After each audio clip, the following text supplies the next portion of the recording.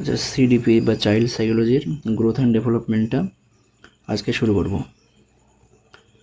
তো এখানে বলা আছে যে এটার হাতে লেখার একটা নোট। তো প্রথমে বেসিক টার্মগুলো আমাদের ক্লিয়ার করতে হবে। প্রথমে বলা আছে গ্রোথ অ্যান্ড ডেভেলপমেন্ট। তো গ্রোথ টার্মটার সঙ্গে আগে পরিচিত হই আমরা। তো এই জায়গাটাতে কী লেখা আছে আমি একটু বলি। এখানে বলা আছে যে গ্রোথ বা বৃদ্ধি হলো শারীরিকভাবে বেড়ে ওঠা, যেটাকে আমরা চোখে দেখতে পাই। তো শারীরিকভাবে বেড়ে ওঠা বলতে কী বোঝায়? যে একটা ছোটো জিনিস ছিল সেটা সময় অনুযায়ী সময়ক্রমে ধীরে ধীরে ছোট থেকে ধীরে ধীরে বড় হচ্ছে। তো যখনই সময় অনুযায়ী ধীরে ধীরে ছোট থেকে বড় হবে, তো সেটা তো আমরা চোখ দিয়ে দেখতে পাবো। আর কোনো জিনিস যখন ছোট থেকে ধীরে ধীরে বড় হয়, সেটার যে আকার, আয়তন, ওজন, এগুলো আমরা পরিমাপ করতে পারি। এবং এগুলোকে পরিমাপ করার পরে প্রকাশ করার জন্য সংখ্যা বা নাম্বারের প্রয়োজন হয়। তো সংখ্যা বা নাম্বারগুলোকে আমরা কোয়ান্টিটি বলতে পারি। তাই এটাকে বলা হচ্ছে কোয়ান্টিটি। এবং যেহেতু এটাকে আমরা পরিমাপ করছি, আকার আয়তন পরিমাপ করার সময় একক ইউজ করছি, সেন্টিমিটার, মিটার বা কিলোগ্রাম, গ্রাম, তাই এটাকে আমরা গ্রোথ বলবো। একটা ছোট্ট উদাহরণ নেওয়া যাক। যে দেখা গেল বলা আছে যে একটা ছোট্ট গাছ আছে কোথাও, সেই গাছটা ধীরে ধীরে ধীরে বড় হলো। বড় যখন হয় তখন তো তার উচ্চতা বৃদ্ধি পায়, পাশাপাশি কী হয়, তার যে ওজন, সে ওজনটাও বেশি হবে। তো অ্যাকচুয়ালি এটাই হচ্ছে গ্রোথ। গ্রোথ মানে হচ্ছে তার চেঞ্জ। সে চেঞ্জটা কেমন হবে? চেঞ্জটা হতে হবে আকার, আয়তন। শিশুর ক্ষেত্রে যদি আমরা খেয়াল করি তাহলে কী দেখতে পাবো? শিশুর ক্ষেত্রে দেখতে পাবো যে একটা ছোট্ট শিশু ধীরে ধীরে বড় হচ্ছে, তার যে শরীরের যে ওজন, হাইট, এগুলো পরিবর্তন হচ্ছে। এটাই হচ্ছে গ্রোথ। এরপরে যে টার্মটা আছে আমাদের, সেটা হচ্ছে ডেভেলপমেন্ট। আচ্ছা, ডেভেলপমেন্টটা কি? ডেভেলপমেন্টটা হচ্ছে যে শারীরিক তো বৃদ্ধি থাকবেই, তার পাশাপাশি যেটা সব থেকে ভাইটাল পয়েন্ট এবং একটা গুরুত্বপূর্ণ রোল প্লে করে, সেটা হচ্ছে ম্যাচুরিটি। এই ম্যাচুরিটি জিনিসটা কি? আগে আমাদের এই ম্যাচুরিটি সম্পর্কে একটু ধারণা নিতে হবে। ম্যাচুরিটি কথার অর্থ হচ্ছে বাংলায় যাকে বলা হয় পরিপক্কতা। পরিপক্কতা মিন্স যে কোনো একটা কাজ কতটা সঠিক এবং নিপুণভাবে করা যায়, কোনো একটা চিন্তাভাবনা কতটা সঠিক নিপুণভাবে ভাবনা করা যায়, সেটাই হচ্ছে ম্যাচুরিটি। তো কয়েকটা উদাহরণ নেওয়া যাক, এভাবে বই ডেফিনেশনে হয়তো ক্লিয়ার হবে না। ম্যাচুরিটি জিনিসটা হচ্ছে এইরকম, যে একটা বাচ্চাকে যদি আমি একটা পেন ধরিয়ে দিয়ে বলি যে তুমি একটা লাইন লিখে দেখাও, কিন্তু তার লেখা খারাপ হবে, তার অক্ষরগুলো ভালো হবে না। কিন্তু আমি যদি নিজে লিখি তাহলে আমার লেখাটা অত্যন্ত ভালো হবে। তার কারণ হচ্ছে কি, যে আমার যে হাতের আঙুলের পেশিগুলো রয়েছে, সেই পেশিগুলো অত্যন্ত শক্ত সবল হয়েছে। কিন্তু বাচ্চাটার ক্ষেত্রে তা হয়নি। আমার হাতের আঙুলের পেশিগুলো পরিপূর্ণতা পেয়েছে, পরিপক্কতা পেয়েছে, কিন্তু বাচ্চার ক্ষেত্রে সেটা ছিল না। তাহলে ম্যাচুরিটি আমাদের কখন হলো? যখন গ্রোথটা ধীরে ধীরে হচ্ছিল তখন ম্যাচুরিটি হলো। তাহলে গ্রোথ আর ম্যাচুরিটি মিলে যে রেজাল্টটা আমাদেরকে দিল, সেটাই হচ্ছে এক্ষেত্রে ডেভেলপমেন্ট বলা যেতে পারে। তাই এখান থেকে বলা যায় এরকমটা, যে দেখো এখানে লেখাই আছে যে development equals to growth plus maturity. অর্থাৎ যে বিকাশটা হচ্ছে, সেই বিকাশটা বৃদ্ধি আর যে পরিপক্কতা রয়েছে, এদের সমষ্টি বা এই দুটো মিলেই তৈরি হচ্ছে ডেভেলপমেন্ট। নেক্সট একটা লাইন লেখা আছে এখানে। লাইনটা হচ্ছে এরকম, যে ডেভেলপমেন্ট হচ্ছে পর্যবেক্ষণ এবং পরিমাপযোগ্য নয়। আচ্ছা, এইটা একটু কনফিউশন জায়গা, এইটা একটু ক্লিয়ার করি। পর্যবেক্ষণ ও পরিমাপযোগ্য নয়, এই কথাটার অর্থ কী? একটু যদি ডিপলি ভাবা যায়, এখানে পর্যবেক্ষণ মানে হচ্ছে যেটাকে আমরা দেখতে পাই। একটা শিশুর ছোট্ট থেকে একদম বড় হওয়া পর্যন্ত, ধরো একটা এলকেজি কেজির বাচ্চাকে আমি যদি খেয়াল করি, যে একদম তাকে যদি আমি ক্লাস 10 পর্যন্ত খেয়াল করি, তাহলে কী দেখতে পাবো? যে প্রাথমিক অবস্থায় সে কেমনভাবে লিখত, তার লেখার কোয়ালিটি কেমন ছিল, ক্লাস 10-এ উঠে কতটা সুন্দর হলো। তাহলে এলকেজি থেকে একদম ক্লাস 10 পর্যন্ত তার ডেভেলপমেন্ট হচ্ছে, এবং এই ডেভেলপমেন্টটা আমরা দেখতে পাচ্ছি। কিন্তু এটাকে আমরা পরিমাপ করতে পারবো না, কোনো নাম্বার দিয়ে, কোনো সংখ্যা দিয়ে পরিমাপ করতে পারবো না। আমি হাতের লেখাকে কখনো কেজি বা সেন্টিমিটার দিয়ে প্রকাশ করতে পারবো না, তাই এটা পরিমাপযোগ্য নয়। কিন্তু এটা পর্যবেক্ষণযোগ্য, এটা দেখা যায়। আচ্ছা, পরেরটাতে চলে যাই আমরা। এখানে বলা আছে যে কোয়ালিটি চেঞ্জ। এই যে ডেভেলপমেন্ট, এই ডেভেলপমেন্ট হচ্ছে কী চেঞ্জ? Quality change. কোয়ালিটি তার যে গুণগত মান, সেই গুণগত মানের যে পরিবর্তন, আগে কেমন ছিল এখন কেমন হচ্ছে, এটাই হচ্ছে কোয়ালিটি চেঞ্জ। আর সময় অনুযায়ী এই কোয়ালিটি বাড়বে, আর কোয়ালিটি বাড়লে কী হয়, ডেভেলপমেন্টের ওপরে একটা পজিটিভ ইফেক্ট ফেলে। কোয়ালিটি ভালো তো ডেভেলপমেন্ট তার ক্ষেত্রে কী হবে, ভালো হবে, এটা বলা যেতে পারে। এখন এই কোয়ালিটি চেঞ্জ বলতে কী বোঝায়? কোয়ালিটি চেঞ্জ বলতে বোঝায় যে কিছু গুণ, যে গুণগুলো, কতগুলো দেখো জিনিস লেখা আছে এখানে। ফার্স্ট পয়েন্টটা দক্ষতা, সেকেন্ড মেন্টালিটি, আর অ্যাপ্লিকেশন অফ থট বা বুদ্ধি প্রয়োগ, এগুলো মিলেই কোয়ালিটি তৈরি হয়। তো প্রথমে আমাদেরকে ফার্স্ট যে পয়েন্ট, সে দক্ষতাটা নিয়ে একটু ডিটেলস বলি। দক্ষতা মানে হচ্ছে কোনো একটা কাজকে আমি কতটা সুনিপুণভাবে, কতটা সঠিকভাবে আমি কমপ্লিট করলাম, সেটাকে দক্ষতা বলা হয়। একটা উদাহরণ দেওয়া যাক।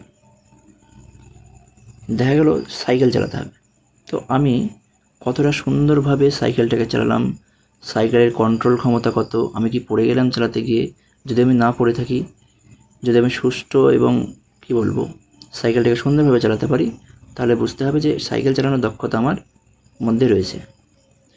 বাচ্চাদের ক্ষেত্রেও তাই।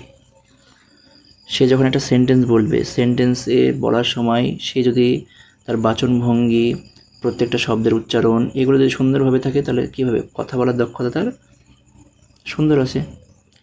নেক্সট হচ্ছে মেন্টালিটি বা মানসিকতা। মেন্টালিটি বা মানসিকতা বলতে কী বোঝায়? মেন্টালিটি বা মানসিকতা বলতে বোঝায় এরকমটা যে 3-4 বছর বা 5 বছরের যে বাচ্চারা থাকে, তারা যখন কোনো টিফিন নিয়ে যায়, তখন ওরা ভাবে যে এই জিনিসটা হচ্ছে আমার, এটাতে শুধুমাত্র আমারই অধিকার রয়েছে। কিন্তু ধীরে ধীরে যখন তার বন্ধু বান্ধবদের সঙ্গে মেশে, তখন তাদের মানসিকতা চেঞ্জ হয়, তখন সে নিজের খাবার অন্যকে দেয়, অন্যের খাবার নিজে খায়, এভাবে তার মানসিকতায় চেঞ্জ আসে। অ্যাপ্লিকেশন অফ থট, তারা বিভিন্ন জটিল প্রক্রিয়ায় পড়লে নিজেদের যে ভাবনা আছে, সে ভাবনাগুলো প্রয়োগ করে। আবার দেখবে বাচ্চারা যখন নাম্বার শিখে যায়, নাম্বার শেখার পরে সে নাম্বারগুলো ব্যবহার করতে শেখে। যোগের ক্ষেত্রে তারা গণনা করতে শেখে। এই যে যোগ বিয়োগ গণনার ক্ষেত্রে শিখলো, কোন সংখ্যাটা কীভাবে লিখতে হবে, এই চিন্তাভাবনাগুলো তাদের মাথার মধ্যে থেকে যায়। এইগুলোকে তারা এক্সামের সময় প্রয়োগ করে। এটা হচ্ছে অ্যাপ্লিকেশন অফ থট বলা যেতে পারে। নেক্সট হচ্ছে বুদ্ধির কিছু বৈশিষ্ট্য দেখা যায়, বৃদ্ধির কিছু বৈশিষ্ট্য দেখা যায়।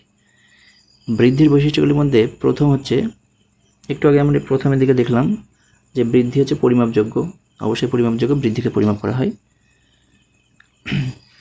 সেকেন্ড যে পয়েন্টটা, সেটা হচ্ছে এটা হচ্ছে শারীরিক পরিবর্তন, এবং শারীরিক পরিবর্তনটা কেমন হবে, পরিমাণগত। এখানে যেহেতু পরিমাপ করা যায়, সংখ্যা দিয়ে প্রকাশ করা যায়, তাকে পরিমাপগত শারীরিক পরিবর্তন বলা যেতে পারে। 3 নম্বর যেটা আছে, নির্দিষ্ট সময় পর্যন্ত হয়। অবশ্যই একটা শিক্ষার্থী বা শিশুর বিকাশ নির্দিষ্ট সীমা পর্যন্তই হবে বা সময় পর্যন্ত হবে। 20 থেকে 22 বছর পর্যন্ত একটা শিশুর বৃদ্ধি হয়, তারপরে বৃদ্ধি আর হয় না, স্টপ হয়ে যায়। বৃদ্ধির ক্ষেত্রে এটা সম্ভব। 4 নম্বর পয়েন্টে বলা আছে একই রকম ধারা।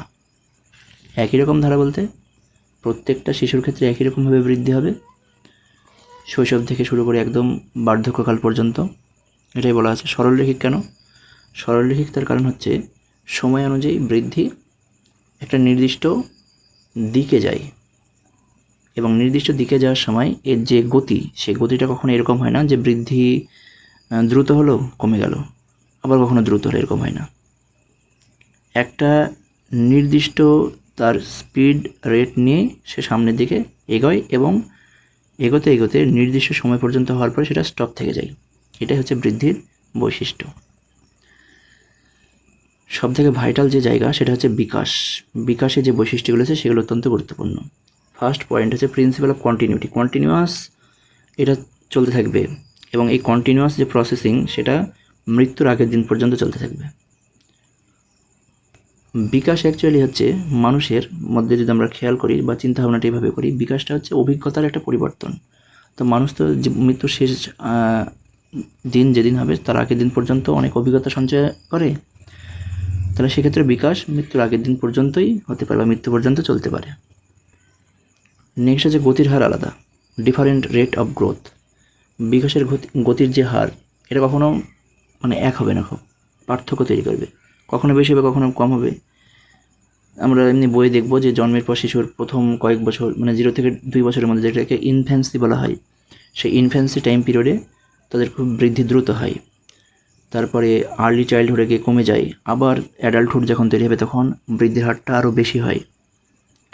মেয়েদের ক্ষেত্রে এটা একটু ডিফারেন্স, বাকি সব সেম।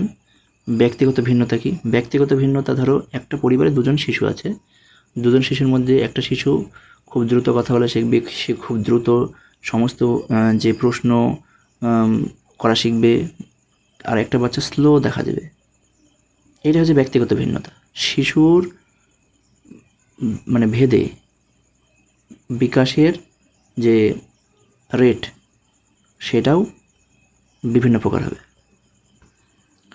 নেক্সট হচ্ছে বিকাশের ক্রমের একরূপতা, ইউনিফর্ম প্যাটার্ন। অবশ্যই একরূপতা হয়, প্রথমে ইনফ্যান্সিতে প্রবলেম দেখা দেবে, ইনফ্যান্সি থেকে মানে কী বলবো, আর্লি চাইল্ডহুড, লেটার চাইল্ডহুডে স্তরগুলো অতিক্রম করবে। আবার একটা জিনিস দিয়ে এটাকে ভালোভাবে মনে রাখা যেতে পারে, সেটা হচ্ছে এরকম যে প্রত্যেকটা শিশু প্রথমে হামাগুড়ি দেয়, তারপর দাঁড়াতে শেখে। কখনো এরকম হয় না যে আগে দাঁড়াতে শিখলো দিয়ে পরে হামাগুড়ি দিল। নাম্বার 5 হচ্ছে সাধারণ থেকে সুনির্দিষ্ট।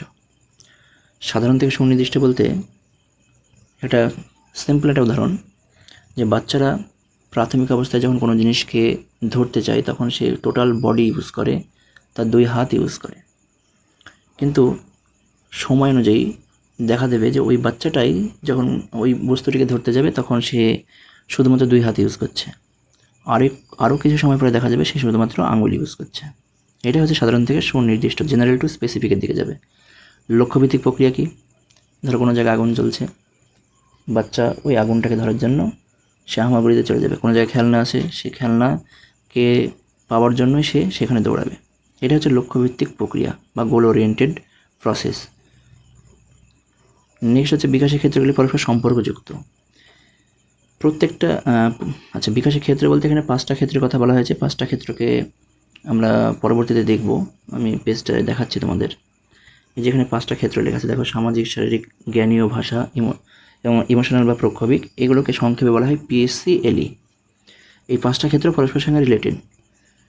এখানে দেখো একটা পয়েন্ট লেখা আছে, যেটাকে 8 নম্বর পয়েন্ট নাম দেওয়া হয়েছে। বলা হয় যে শিশুর ক্ষেত্রে বিকাশের একীকরণ দেখা দেয়। আচ্ছা, একীকরণ আর ওইদিকে হচ্ছে যে 5টা ক্ষেত্র পরস্পর সম্পর্কযুক্ত, এই জিনিসটার মধ্যে খুব কনফিউশন তৈরি হতে পারে। তো জিনিসটা আমি ক্লিয়ার করার চেষ্টা করছি। পারস্পরিক যে সম্পর্কযুক্ত বলা হয়েছে, এইটা বলতে অনেকগুলো যখন ঘটনা অনেকগুলো ঘটনার সঙ্গে মানে মেলবন্ধন, এটাকে বোঝানো হয়েছে। অনেকগুলো ঘটনার ক্ষেত্রে, কিন্তু একটা ইনসিডেন্টের উপর নয়, একটা ঘটনার উপর নয়, একটা কেসের উপর নয়, কিন্তু এইটা হচ্ছে শুধুমাত্র একটা কেসের উপর হয়। একটা উদাহরণ দিই। একটি বাচ্চা যখন সাইকেল চালানোর পুরো মানে একদম শেষ স্টেজে এসে সাইকেলটা চালানো শিখে, তখন তার মনের মধ্যে আনন্দ তৈরি হয় যে আমি সাইকেল চালানো শিখে গেলাম। আনন্দ তৈরি হচ্ছে মানে তার আবেগের বিকাশ ঘটলো, শারীরিক বিকাশ অলরেডি হচ্ছে, সাইকেল চালানো শিখছে। আচ্ছা, তাহলে আমরা দেখতে পাচ্ছি এখানে শারীরিক এবং তার আবেগ দুটো ঘটলো। মানসিক কীভাবে বিকাশ ঘটবে? মানসিক বিকাশটা এইভাবে ঘটবে যে সে যখন পরবর্তীতে দেখবে কাউকে সাইকেল চালাতে, তখন সে বা তাকে গাইড করবে, তাহলে তার মেন্টালিটি চেঞ্জ হলো। সামাজিক বিকাশ, সাইকেল চালিয়ে সে দোকানে যাবে বা কোথাও থেকে কোনো জিনিসপত্র নিয়ে আসছে, এটা সামাজিক বিকাশ। তার মানে এই সাইকেল চালানোর মাধ্যমে একটা কাজের মাধ্যমে অনেকগুলো ক্ষেত্র সে কমপ্লিট করলো, এটাকেই বলা হয় একীকরণ। আশা করি এখানে ক্লিয়ার হবে। এই 5টা ডোমেনের কথা বললাম অলরেডি। 5টা ডোমেনকে সংক্ষেপে মনে রাখার জন্য উপায় হচ্ছে PSCLE। এখান থেকে অনেক সময় এমসিকিউ তো অবশ্যই হয়, জিজ্ঞাসা করে যে কটা ডোমেন আছে এবং ডোমেনগুলোর মধ্যে কী কী। এই ডোমেনগুলো পরবর্তীতে আরও ডিটেলসে হবে। তো এখানে এই ডোমেনগুলোর উপর ভিত্তি করে কয়েকটা কথা। প্রথমে রয়েছে সামাজিক বিকাশের ধারণা কে দেয়। সামাজিক বিকাশের ধারণা দেয় লিও ভাইগটসকি। যারা মোটামুটি সিডিপি পড়েছে একটু জানে যে সামাজিক নির্মিতিবাদের প্রবক্তা হচ্ছে লিও ভাইগটসকি। তিনি সোশ্যাল ইন্টারাকশন বা সামাজিক নির্মিতিবাদের কথা বলেছিলেন। সামাজিক নির্মিতিবাদ বলতে বোঝানো হয়েছে যে একটি বাচ্চা বা একজন শিশু কখনোই একা একা শিখতে পারে না, তাকে শিক্ষা দেওয়ার জন্য বা তার যে প্রপার লার্নিংয়ের জন্য তাকে সমাজের মাধ্যমে ছেড়ে দাও। সমাজ বলতে এখানে পরিবারের কথা বলা হয়েছে, বন্ধুবান্ধব, স্কুলের কথা বলা হয়েছে। সে পরিবারের কাছ থেকে, বন্ধুদের কাছ থেকে, স্কুল থেকে জ্ঞান অর্জন করবে। সেই জ্ঞানটাই তার ক্ষেত্রে তার যে ডেভেলপমেন্ট, সেই ডেভেলপমেন্টের ক্ষেত্রে পজিটিভ বার্তা নিয়ে আসবে, এটা কথা বলা হয়েছিল। তো এই হচ্ছে বৃদ্ধি বিকাশ সম্পর্কিত একটা ভিডিও, যেটা এর পরবর্তীতে আরও অনেক আসবে। এটা একটা ফার্স্ট ছিল, ডেমো টাইপের।